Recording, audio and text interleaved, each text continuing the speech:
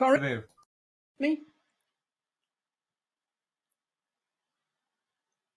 Not to worry.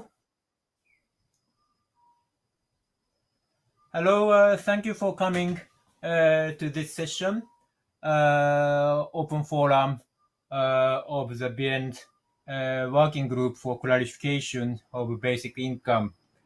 First of all, thank you for coming to this session, and thank you for this allow us to be in this very wonderful, enlightening conference. I really thank you. Would like to thank conference organizer. And this session was prepared by and supposed to be chaired by Annie Miller, but she's not well, and also she will present a paper. So just a few hours ago, we decided instead of Annie, I'm stepping in as a chair. So first, let me introduce our group. In 2019, General Assembly of Basic Income Earth Network, General Assembly decided to have a working group for the clarification of basic income definition and ask Annie Miller and me, Toru Yamamori, to co-chair the group. And then we, time to time, meet. The regular other member is Mutlu Köylüoğlu and Telemaque Masson-Récipon. And from Glasgow conference through this year, we have several online open forum. And in this Brisbane Congress, we have 3 sessions. The first one was in yesterday. It's about minimum threshold or basic need about on the definition of basic income, and it was spoken by Anne B. Ryan and Chloe Harpenny and myself. And a few hours ago, we had a second session today, and it was presented by Ali Mutlu Köylüoğlu and about non-foreclosureness, non-seizability, and scorecard model. And in this session, we have 2 speakers. The first one is Annie Miller, who was one of the founding member of this Basic Income Earth Network, and also the founding member of British organization then called Basic Income Research Group, and now its name changed to Citizens Basic Income Trust. And I think she is now a chair of that organization. And also she has been a devoted feminist economist. And so that, as you might know, she is really, how to say, devoted long-term leading advocate of basic income. And our second speaker is Telemaque Masson-Récipon. And he has been involved in both academia and activism, and especially this definition issue.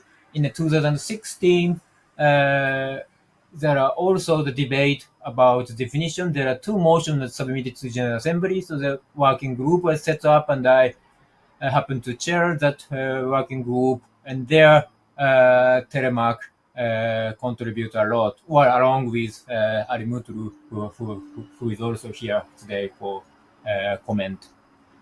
So now let me invite first speaker, Annie. Floor is yours, Annie. Very much, Toru. Yes, I'm very pleased to be here today. My obsession has been with the definition of basic income, and I feel it needs an extra characteristic, that of uniform. And I want to explore why it's needed and what its effects will be and how it copes with cases for differentiation. So, the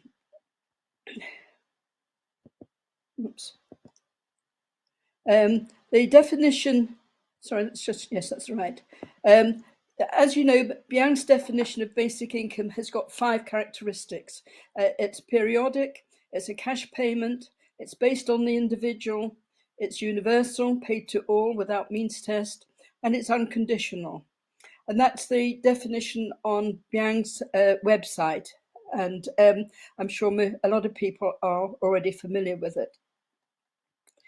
Now, the main justification for basic income implies uniformity, and I'm talking about Thomas Paine's writing about the land and natural resources belonging to the people, and where it has been appropriated for private use, those owners owe a ground rent to the whole excluded population. But in addition, the wealth of the nation is built on the infrastructure and material heritage of previous generations, and who is to say whose forebears they are? Most of the nation's wealth derives from the intangible capital and the quality of its institutions. Thus, a basic income could be regarded as a dividend from the economy, which is underpinned by these natural resources, the infrastructure, and the material heritage of previous generations, and its current human capital and institutions. Thus, no one, not even free riders whose lives are devoted to pure leisure, owe a duty of work in return.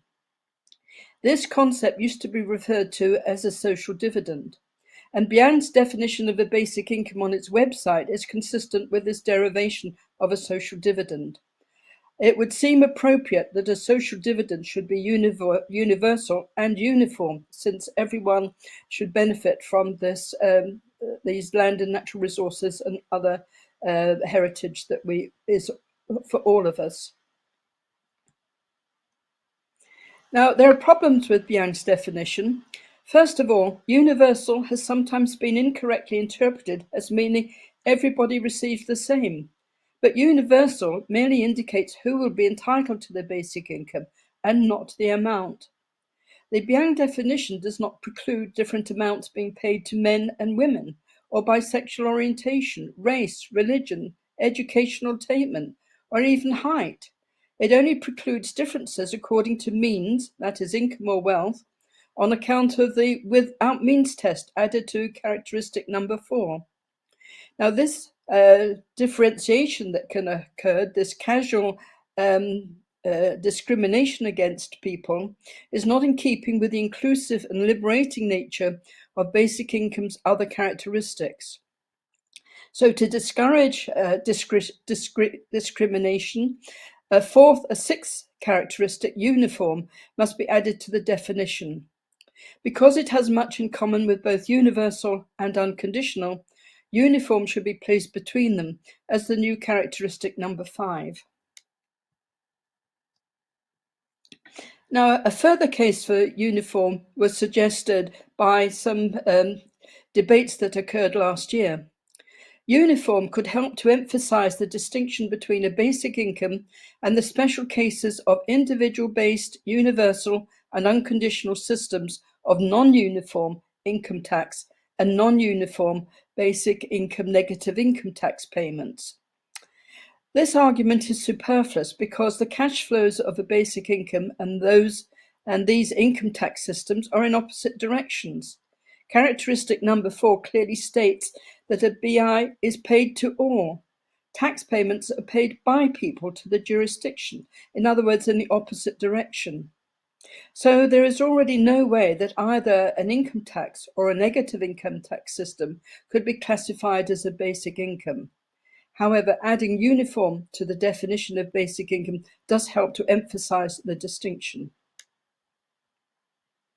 Now, there are some potential adverse effects of a uniform basic income which we should be aware of. Household economies of scale, increasing with family size, could be enormous, and these will be under the direct control of one or both parents. So the question is, could this provide an incentive towards increasing family size and population growth, which would be disastrous for our already terrible climate emergency? And similarly, could the increasing unearned income for large families also have a negative effect on the work incentives, work to pay incentives of the parents in the labour market? Now, this may or may not be a major problem because large families still require a lot of work. And if mothers it's been shown that when women have control over their family sizes, they usually prefer small families because of the work involved in them. and also it gives them more chance to enter the labour market if they want to have that experience as well. Now, when BIAM was founded in 1986, we were very aware then. We worked out that it should be individual-based and universal and unconditional. And I think there was an implicit assumption at the time that we assumed that it was going to be uniform, except that it might vary according to age. And of course, it would have to vary according to special needs, such as disability, for instance. And following Walter Van Trier's concept, he says that the definition of the basic income is a concept based on its smallest common denominator of characteristics. And I like that. I like that definition. And it is independent of and distinct from, first of all, the policy objectives that it will help to serve, including its amount. Also, any pragmatic and practical considerations concerning implementation, and also its sources of finance. In other words, the definition is independent of the policy objectives, which could change. And the basic income is an instrument. It's not a policy objective in itself.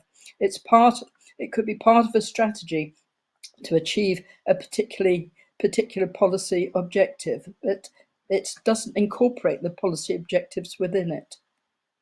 Now, that's quite a controversial statement, and people might want to express their views about that.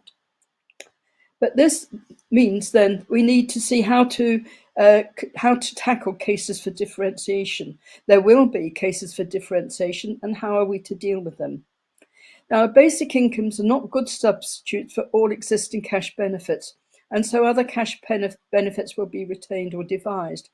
For example, if you have an emergency fund for floods or fires, for instance, then a basic income isn't really a good instrument for dealing with that. But also, there are some obvious cases for differentiation. Tax-exempt disability benefits to cover the extra costs incurred by disabled people, not just to survive with dignity, but in order to achieve their full potentials, could be paid in a separate system to disabled people and their paid carers, in addition to a basic income. Now, since it's universal, the carers will get their own basic income anyway. But if we are to recognise the role of carer as being an extra responsibility, then quite often the carers should be paid as well. But I include that all within the disability benefit programme. Now, for jurisdictions with great variation in house prices and rents, a separate system for meeting housing needs and related costs may have to be retained and devised. This is a major problem in the UK, and it really needs a change in housing policy as well. I would contend that regional costs of living payments are merely likely to exacerbate the differences between wealthy and poorer areas. When this has happened in the UK, London has had extra payments and it's got wealthier and wealthier, and other places have got poorer and poorer. Uniform basic incomes across a jurisdiction ensure that each area within it receives its fair share of the budget according to population size. So I'm not in favour of regional costs of living.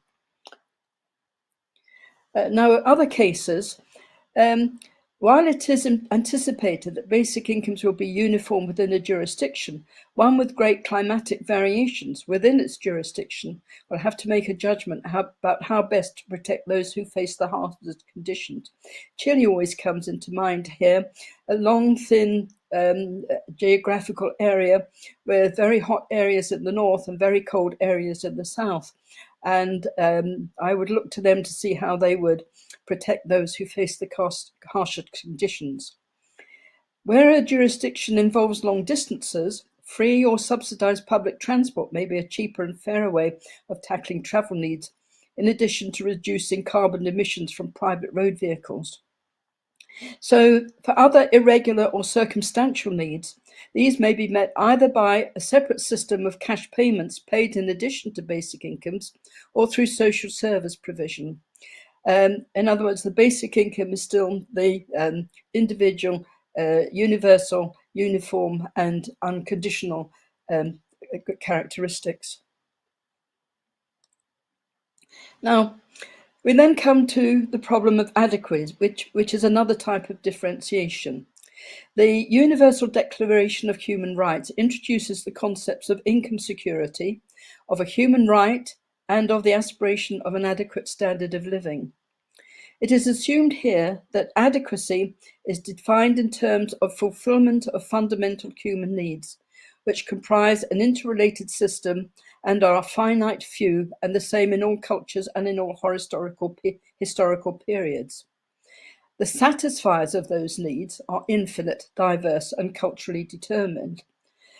The cash payments would be identified as inputs in that they enable access to satisfiers. Now, it's going to be impossible to define adequacy in terms of inputs and satisfiers that would suit all communities or jurisdictions around the world, let alone for each individual, because different places have different cultures, they have different access to different materials, different resources. And so I don't imagine that there's any way that you could define adequacy in terms of the satisfiers that you would need to suit. And in fact, most adequacy is defined in terms of relativity. So now I just want to note that a full basic income, which is enough to live on modestly but with dignity, providing an adequate standard of living, has been and is still an aspiration of many advocates. And Biang used to add the following passage, agreed at its General Assembly in 2016, immediately below the definition on its website. A basic income that is stable in size and frequency and high enough to be, in combination with other social services, part of a strategy to eliminate material poverty and enable the social and cultural participation of every individual, is often called a full basic income, and a lower one is often called a partial basic income. However, the definitions of full and partial are highly controversial, and Biang has not attempted to define them officially. A full basic income would attempt to meet the general income needs of the population, a population in a jurisdiction, rather than being tailored to individual needs. Now, adequacy implies differentiation by age. Each of the main methods of estimating an adequate standard of living, which can either be focus groups or it can take the form of econometric estimation of the characteristics of a particular population at a particular time, or using these methods, takes the ages of different members of a household into account. For instance, for an OECD, it takes it takes the first adult into account, other adults aged 14 or over, and children aged 0 to 13. It has before housing costs are taken into account and after housing costs of account. But the important thing here is to note that the age-related adequacy seems to be differentiated by age, and age-related adequacy and uniformity would appear to be incompatible. So how are we going to cope with adequacy? We're going to cope with it very much in the same way as with the differentiated benefits. So what would the role played by a uniform basic income in the fulfillment of an age-related adequacy policy? A BI that is adequate for the age group with the lowest level of perceived need could fill that same baseline level for the rest of the population. But the extra needs of the rest of the population would have to be met by topping up with separate individual-based, age-related, unconditional cash payments in addition to the basic incomes. So it's really an artificial way of saying we haven't got uniform except by age characteristic that would solve this problem, though it could go a different way. But it's a way of adjusting to adequacy, but still retaining the uniform basic income as the basis for it, and then just adding the top-ups. And it means that you have to make a case every time you want to differentiate, and it avoids casual discrimination against unfavored groups.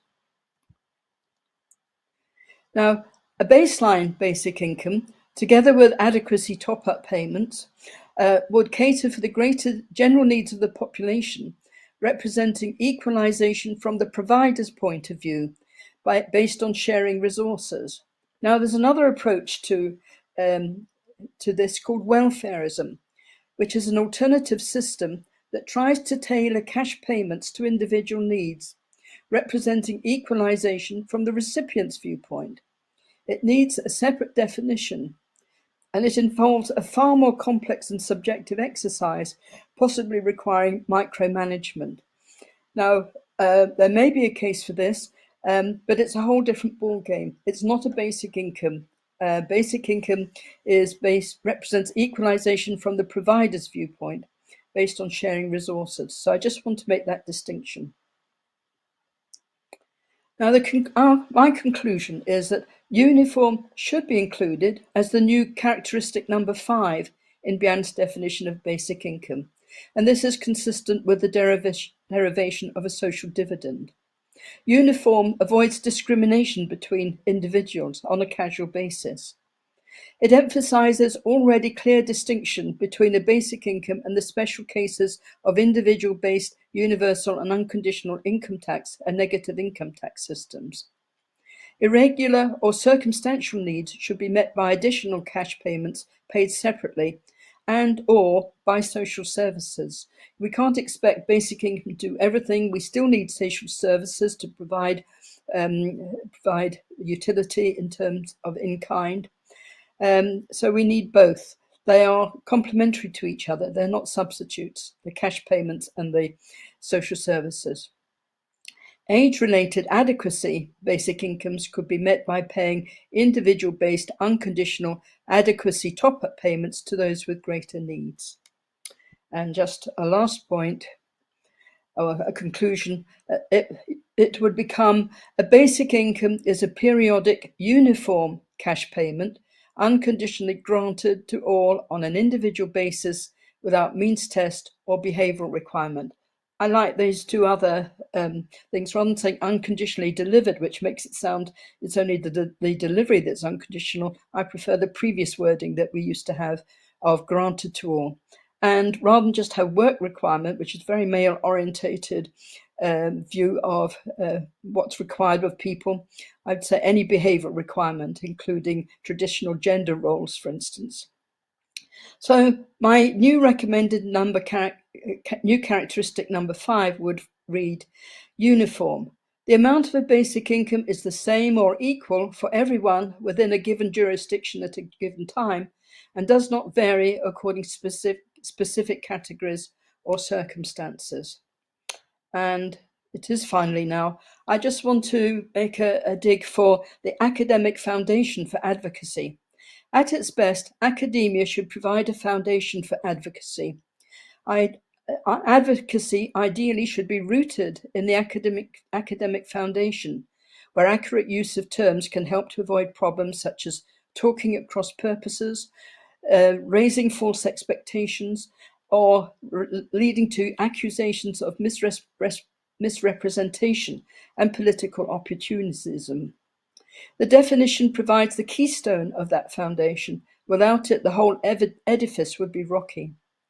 Academics and advocates have different skills and language, but we are complementary to each other. We need each other very much.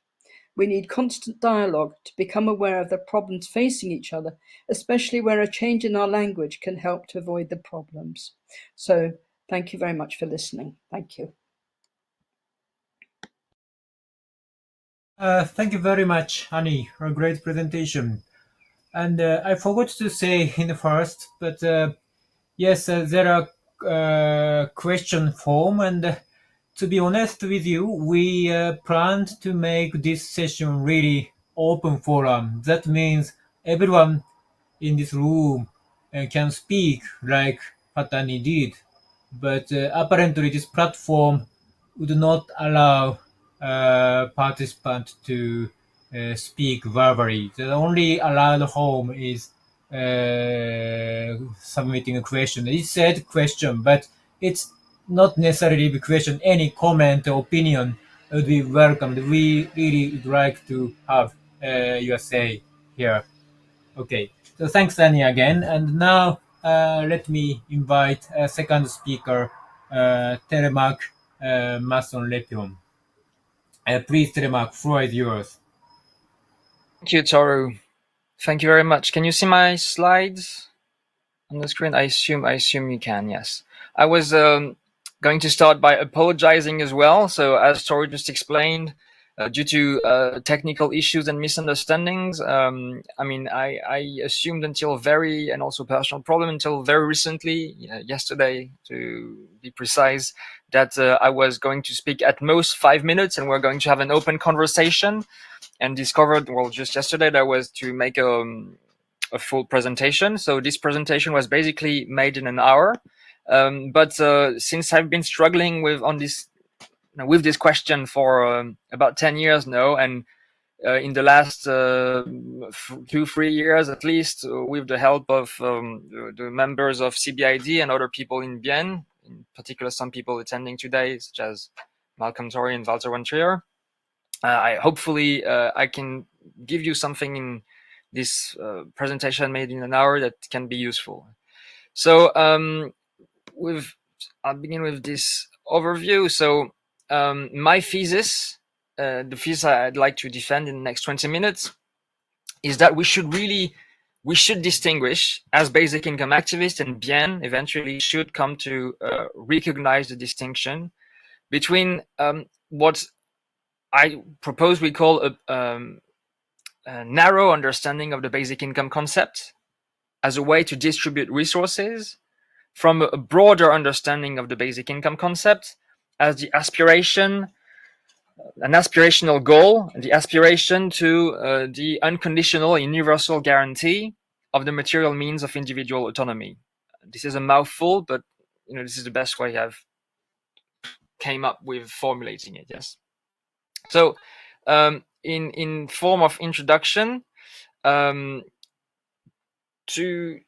aim of this distinction is to make a clear-cut distinction between the questions related to basic income as a form and the questions related to basic income as an aspirational goal, as a social policy objective, so that we can clearly see how different basic income form can contribute more or less to basic income as a policy objective, and also how other existing policies or other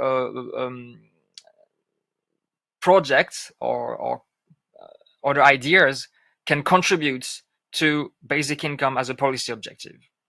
So still in his introduction, so I have two main elements I want to put in as introduction. The first is that to understand the importance, what I see as the importance of this distinction, we have to go back to what make Bienne's definition important.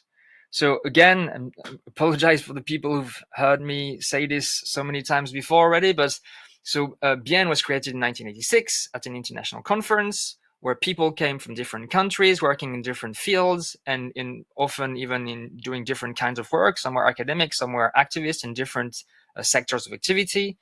And they came together and they set a common definition that made it possible to overcome the overwhelming diversity of denominations. So people call their proposals in different ways, of justifications, and of modes of implementation. Yeah?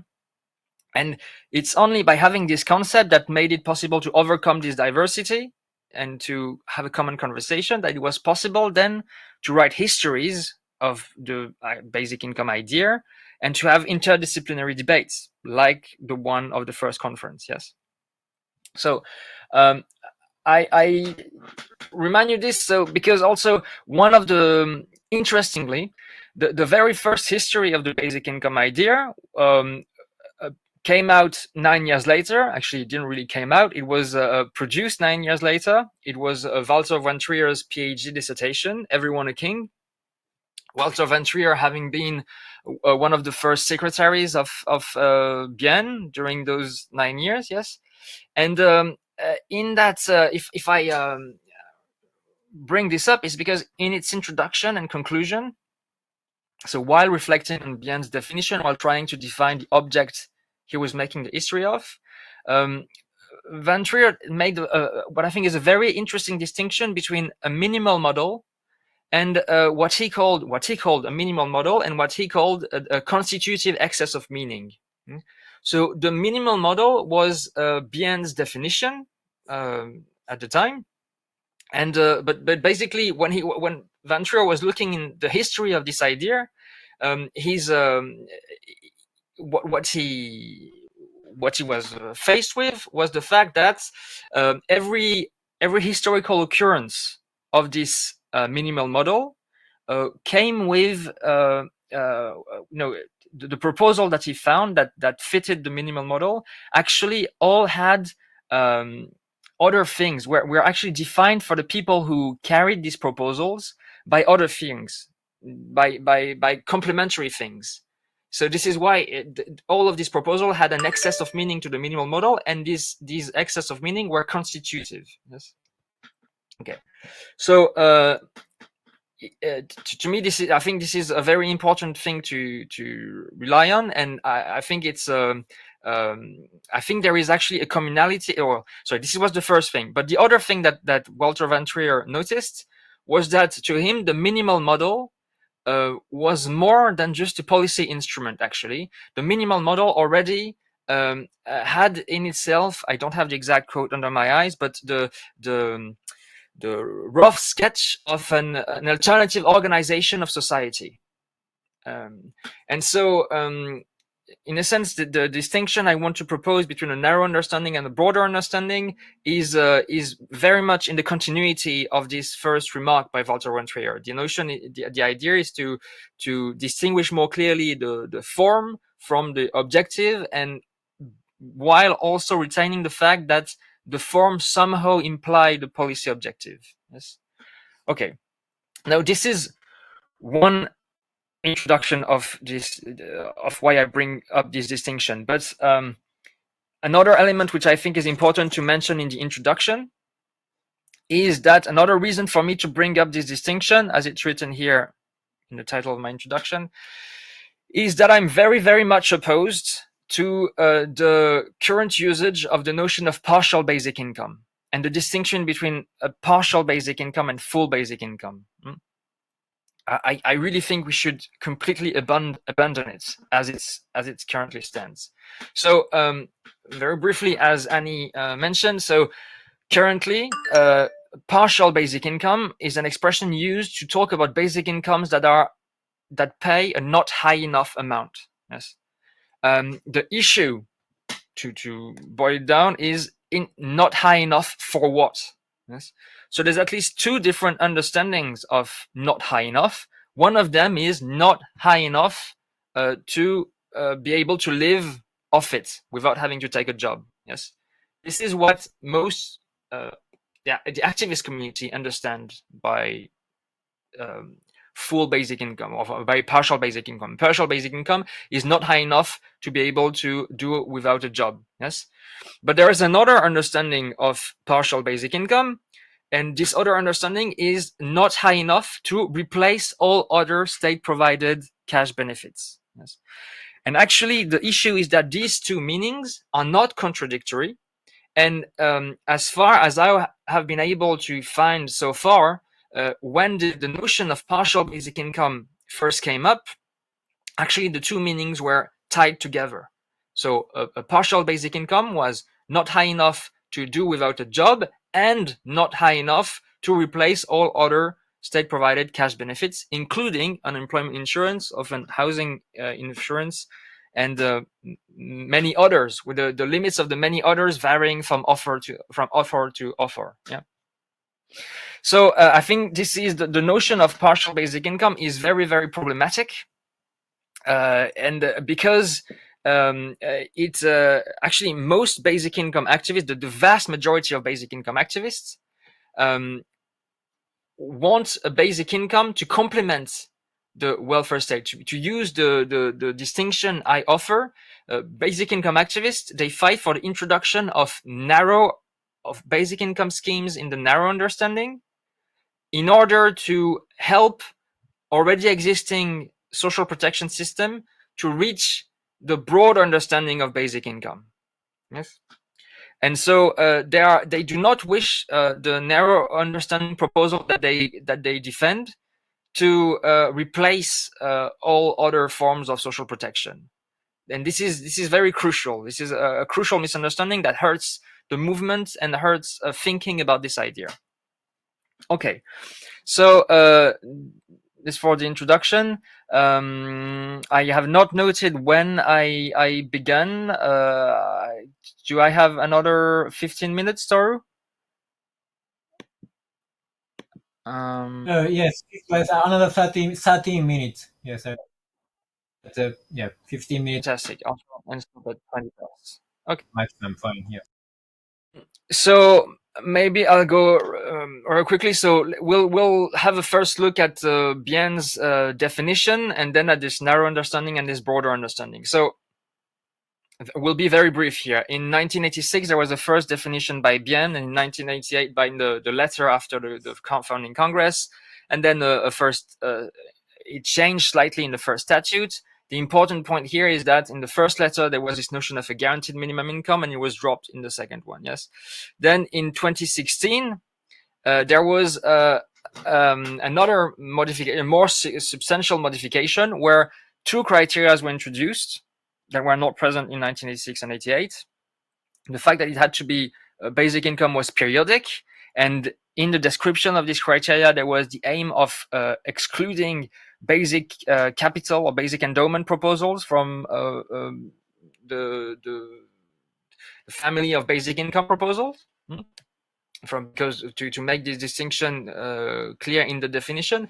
And there was also the notion that basic income was a cash payment.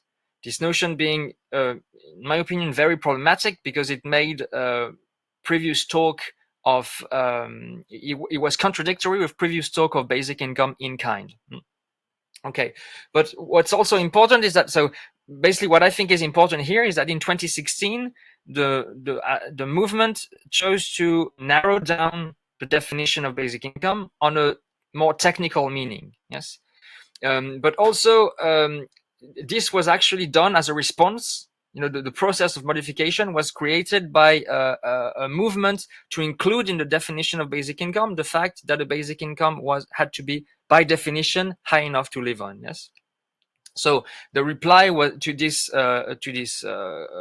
demand was twofold. It was first a narrowing down of the definition, and secondly, this motion that was voted at the Congress, which insisted on the fact that the majority of the people at the Congress wanted for basic income to be high enough to live on, to ensure people had the access to the material means of individual autonomy, by combining narrowly defined basic income schemes with already existing and other forms of social protection.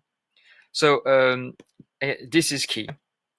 So moving on to the narrow understanding of basic income, I basically offer in this, in order to make have a clear understanding of basic income as a form, I offer to make two slight modifications to the current definition of basic income.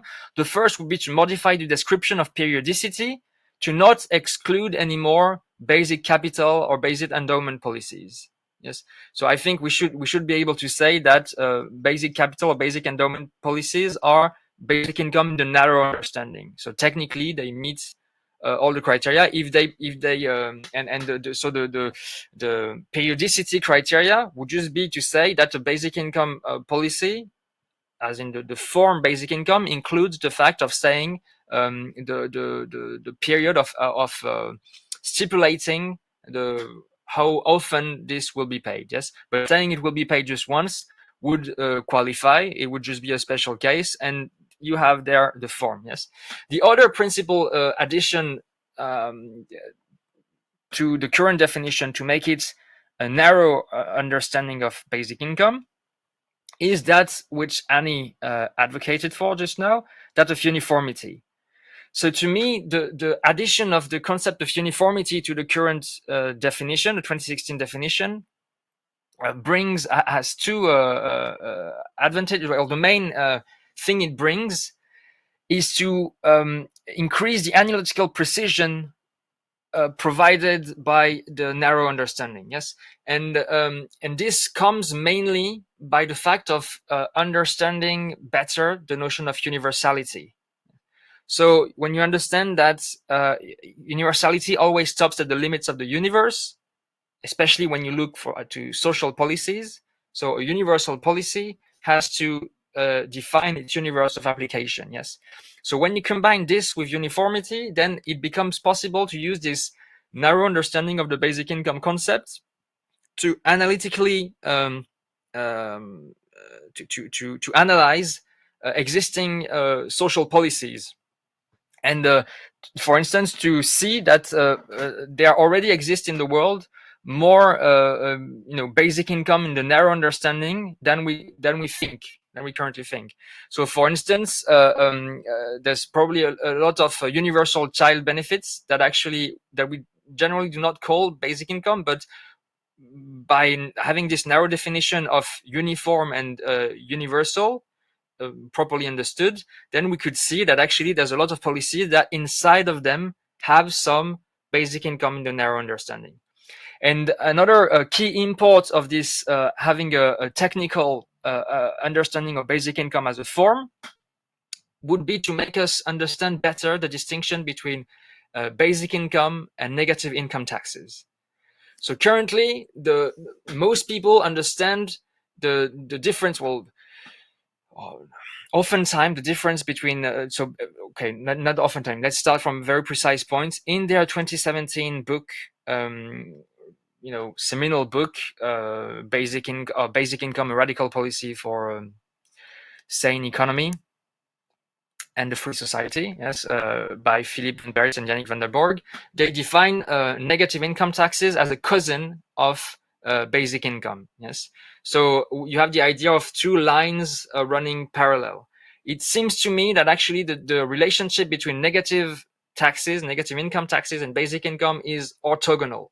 So there are things that evolve in different plane, but at some point, completely are.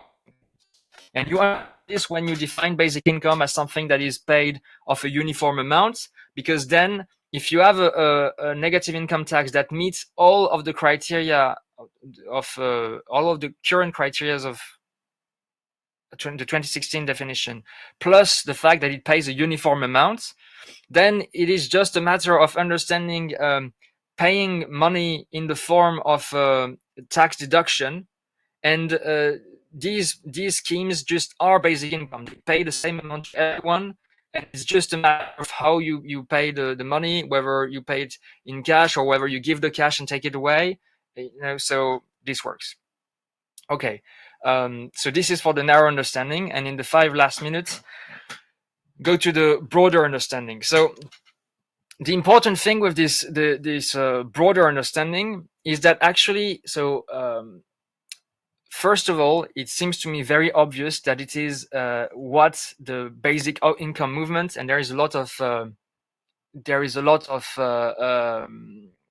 elements. You cannot hear me properly. This is a problem. Okay, I'll try and still make the 5 minutes and have. Okay, so the main element is that, as Toru elegantly underlined, if a penny a month is a basic income, that is not what the basic income movement is fighting for. Yes.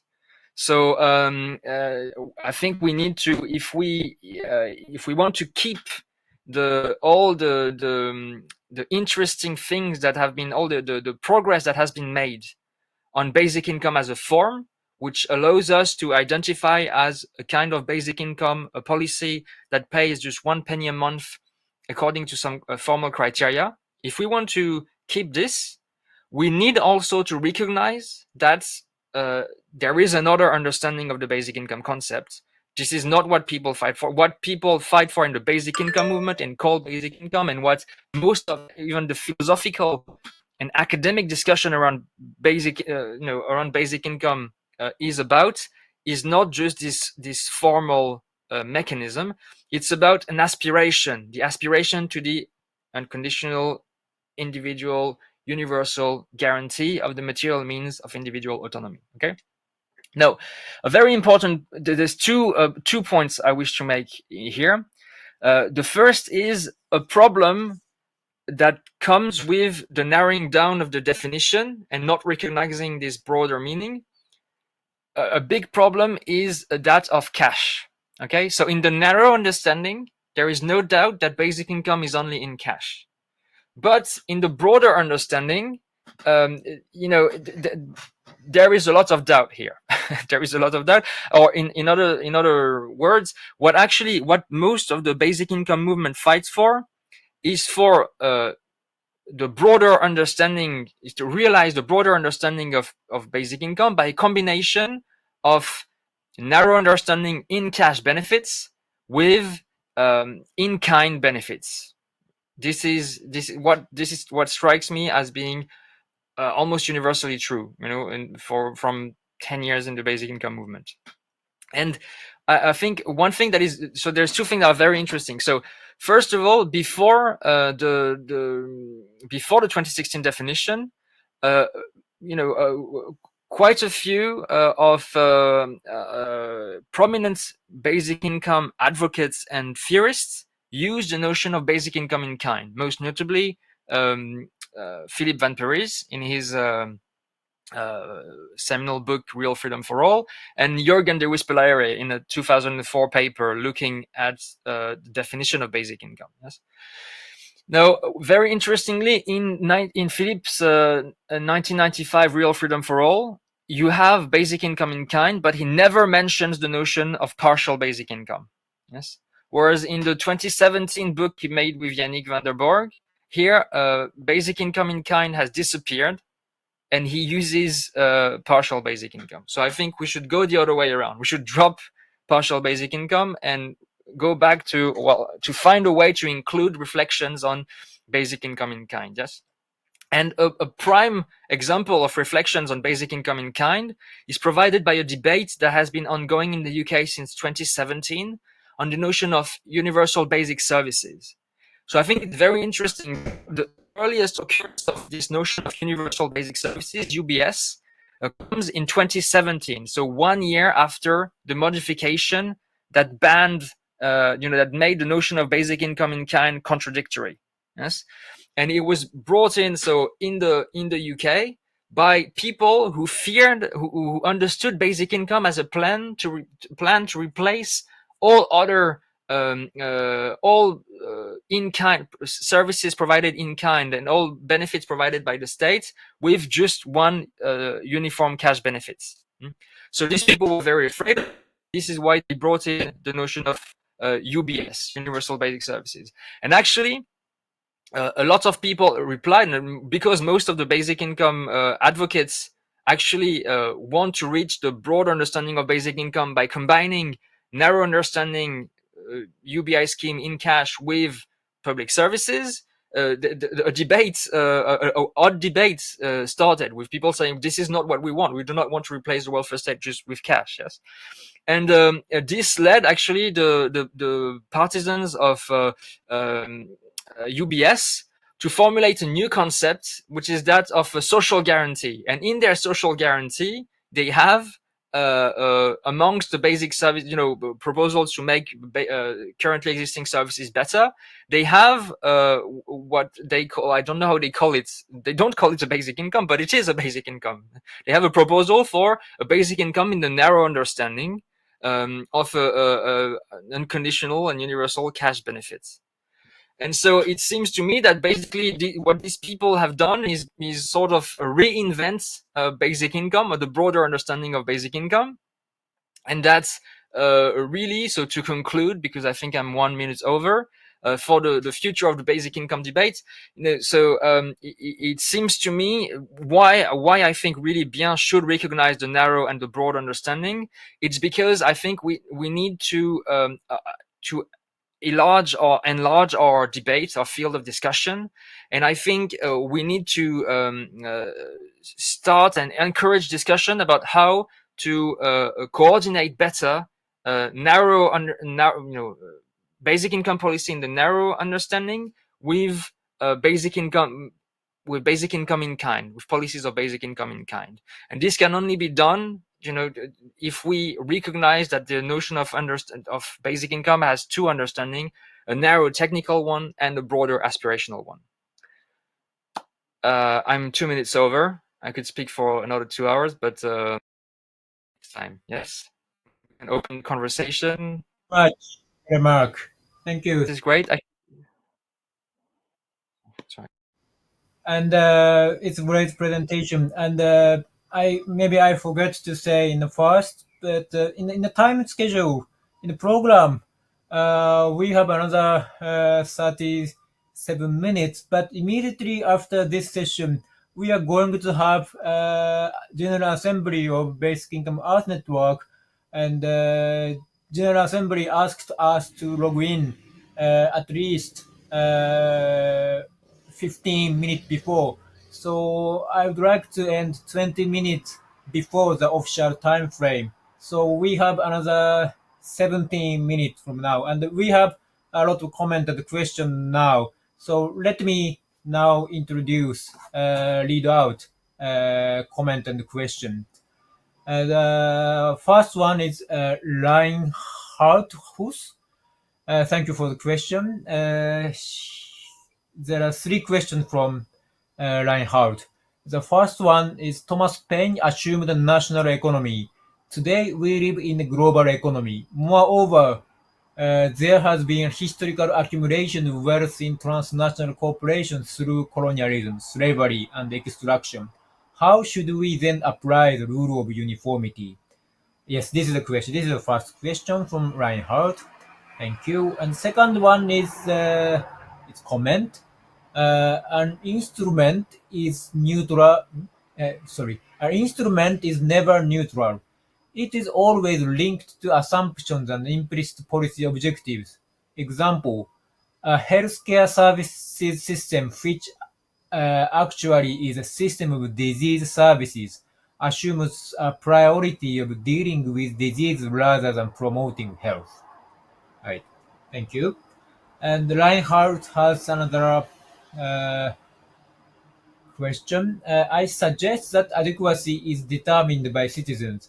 A good example is the minimum income standard of the Joseph Rowntree Foundation. What do you think? This is a question. Thank you. And then presenter one is Valeria Kolosek, I think. And the Valeria has a question to Annie, and it said, I am strongly for additional characteristic uniform.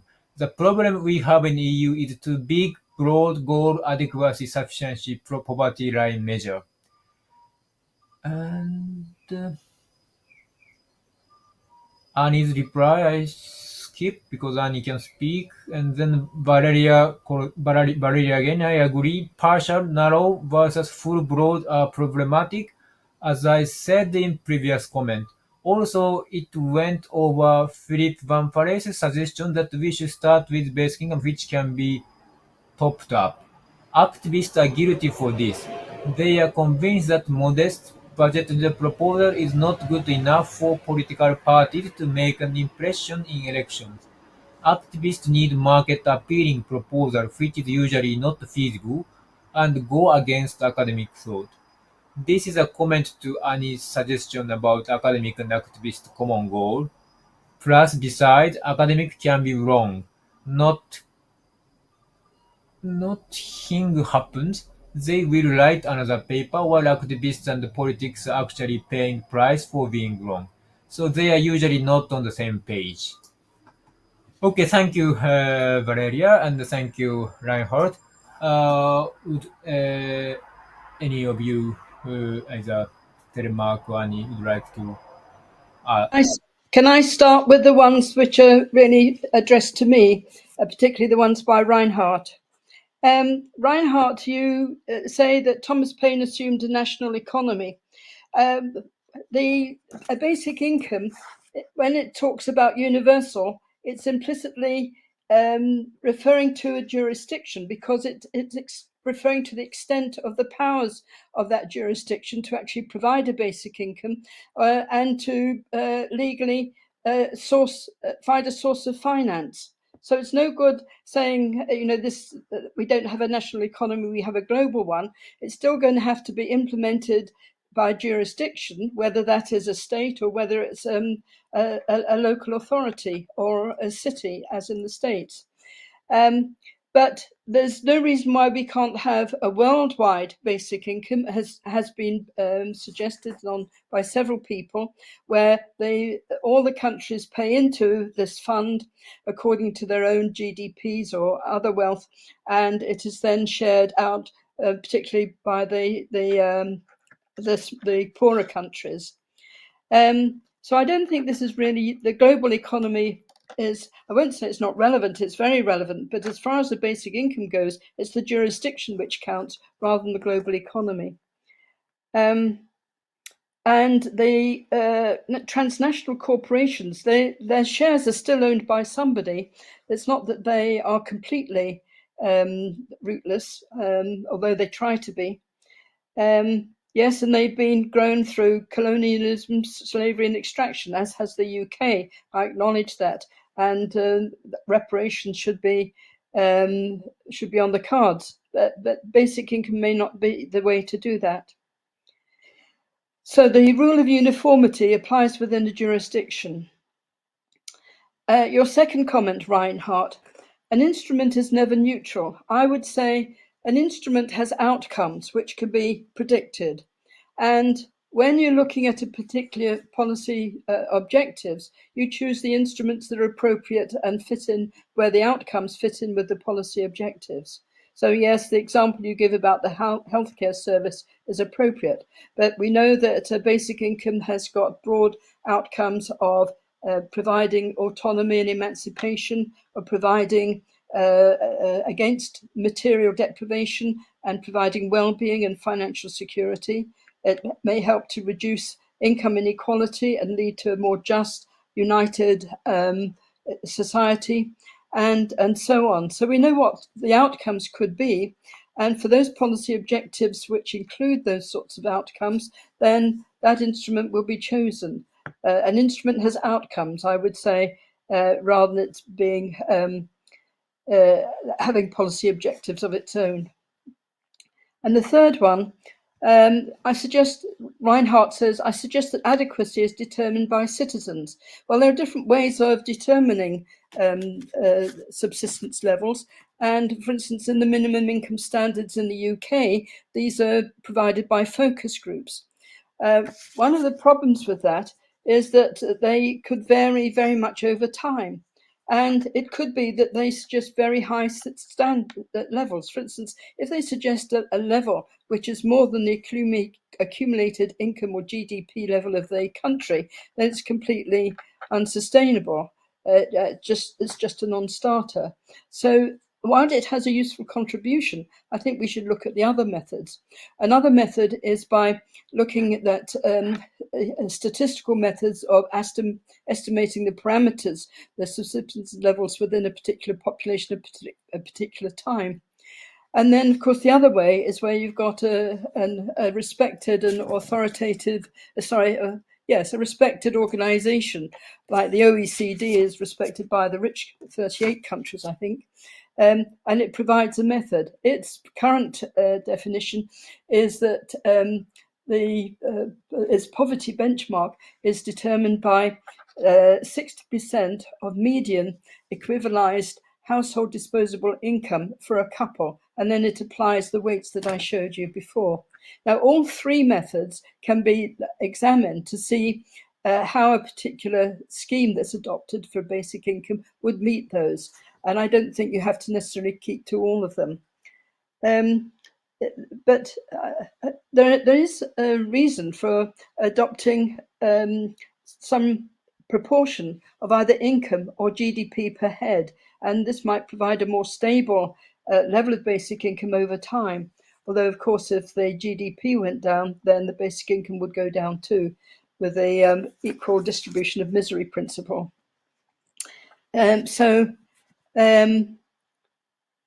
Yes, and the presenter one says, I think that's Valeria, isn't it? The problem we have in the EU is reference to big and broad goals and the problem of adequacy, sufficiency and poverty lines. One of the problems is that we don't have an accepted poverty measure in economics, which we could refer to define.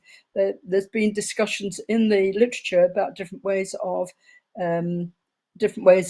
trying to define it, but there's no one particular one that has been accepted.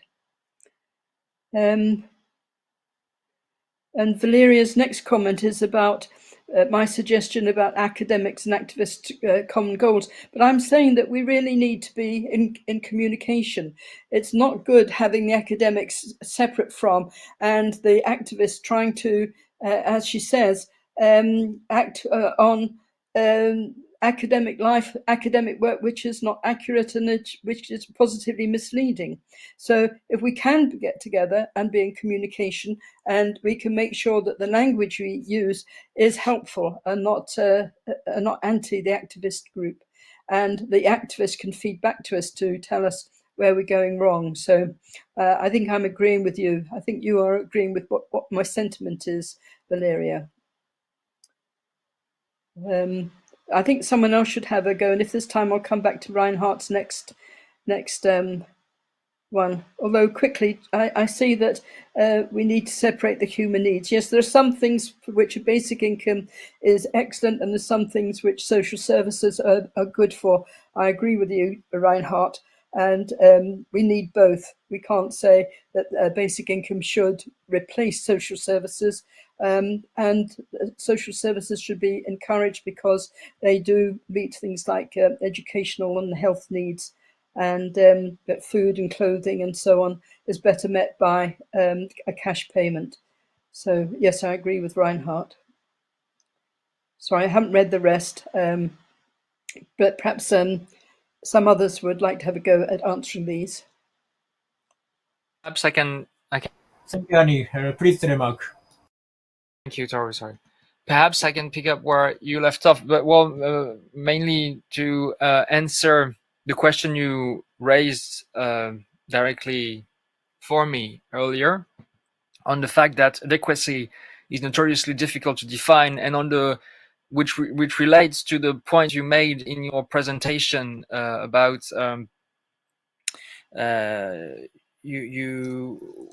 I can't remember exactly how you formulated it, but about saying that you thought that the policy objective should be independent of the and should not be included in the definition of basic income.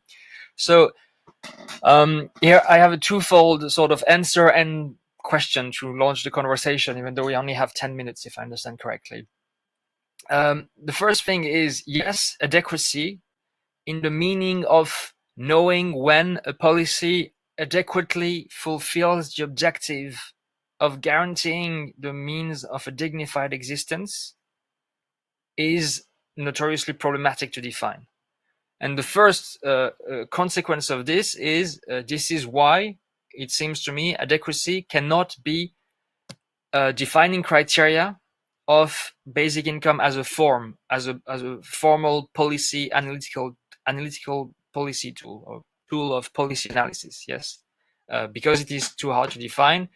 What we need are clear-cut criteria that allow us to make clear-cut analysis. Yes. At the same time, it seems to me very obvious that the basic income movement strives for this, and that this should be recognized, and it strives for this in the whole diversity of, with conflict about when that goal would be adequately realized and how to best adequately realize it. And this is where this question put by Reinhardt that you picked up on.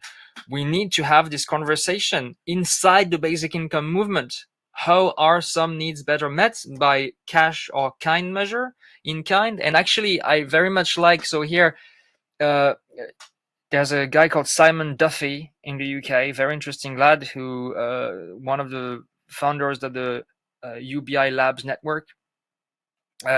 who in his debate with the proponents of universal basic services really insisted on how the distinction between in cash and in kind was really inadequate, because there is the in kind can take many different forms, and actually in kind policies, some of them can be basic income in kind, as in they meet all the criteria of basic income except of the 2016 definition, except being in kind, and some of them can take completely different forms, and sometimes in kind services can be oppressive as well in the way they are delivered, organized, and all of this.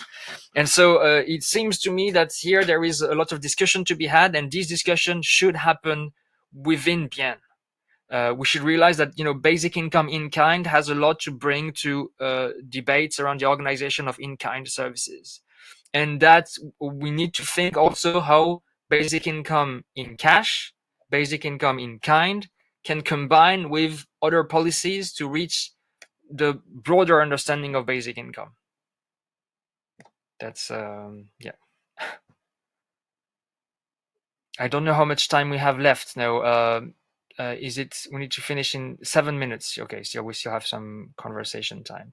I was going to add very quickly, this leads us a bit astray, that I agree with you, Annie, on this notion of the jurisdiction, but as a food for thought, actually, I would even go further. It's not so much to me that basic income assumes that it will be paid by a jurisdiction. It's more that the notion of universality, even if you go to look at how it is used in astrophysics, always implies defining the universe of application. So in astrophysics, you have a difference between the visible universe, the event horizon, because the universe is expanding. And actually 95% of the stars in the sky, we know that at some point they will move faster than light relative from us. So they will be completely out of reach even of observation. So, all of the, even there. And so you seem to assume in your question, Rainer, to speak of all of humanity. But then even this is, you seem to completely imply it, and you need to define it. And oftentimes you have proposals that say basic income would be some definitions, including the one of the French Bien affiliate, define basic income as being paid to the members of a political community. And this is a criteria that actually I have a lot of problems with. I see the intention behind it, but actually it seems to me that if you think of basic income as a policy instrument, there is no reason why it could not be paid by a political community to people who are not member of this political community. And so that this criteria is problematic. So I guess yes, these are the two main things. So universality always implies defining a universe of application, and I think there's a problem taking out this opportunity to say I think there's a problem with defining basic income as paid to the members of a political community. No, we have only 5 minutes. I'm sorry. If Annie, you have something more, if more questions were asked. So thank you very much. Well, actually, I think we should end quite soon, because in 4 minutes we have to finish to log in to start to log in BN General Assembly. So probably one last word from each of you, Annie and Telemaque. And if Mutlu, if any, yes, 30 seconds each. Okay, so I'll go first very quickly. Thank you very much for attending, and see you all later. The CBID will continue its work, and will organize other open forums where you will be your participation will be very welcome. Thank you, and see you again. Thank you, Toru. Thank you, Annie. Thank you, Ali, and thanks the organizers of this Congress. And see you later. Thank you. Thank you, everyone, for listening. I hope people will continue this debate with amongst their own groups. And I too am very grateful to my colleagues, Toru, Ali, and Telemaque.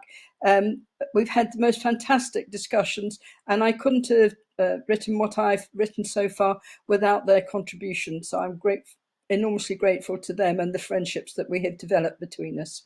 So thank you, my three colleagues, and thank you everyone for listening.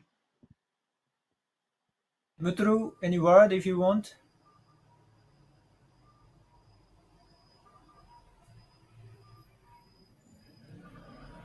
Okay. Okay, so thank you very much for coming to this session. And I like Valeria's and Reinhardt's stimulating comment. Thank you very much. And other attendee who came here, thank you very much. And also the past presentator contribution to this group, like Philippe Pampares, Walter Van Torie, Mark Motori, and many others, Jürgen Vistre, and so we thank very much, and we will continue as Telemaque said, and please meet again. And finally, thank you very much for organizers to make this happen at this wonderful venue. And also behind this scene, there are Nicolas who help us. Thank you very much, Nicolas. So thank you very much.